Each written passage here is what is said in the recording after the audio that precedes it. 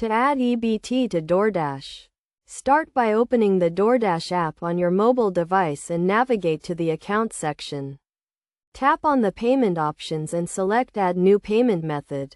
From the list of available payment options, choose EBT as your payment method. You will be prompted to enter your EBT card details, including the card number, expiration date, and security code. Make sure to enter the correct details to avoid any issues with your payment. Once you have entered your EBT card details, you will be asked to confirm your address, as EBT can only be used for delivery orders to addresses within certain areas. Ensure that your address is correct and within the eligible area to avoid any issues with your order.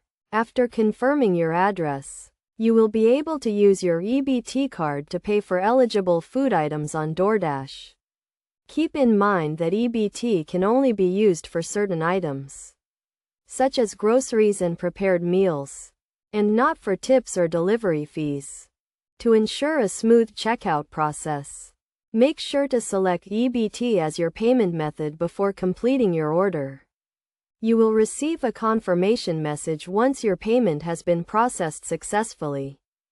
It is also important to note that not all restaurants on Doordash accept EBT, so make sure to check the restaurant's EBT policy before placing your order.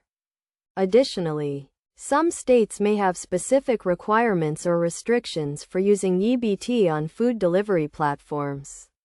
So it is a good idea to familiarize yourself with your state's EBT policies.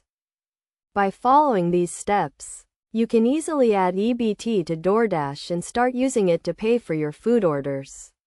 Remember to always check the eligibility of your EBT card and the restaurant's EBT policy before placing an order to avoid any issues.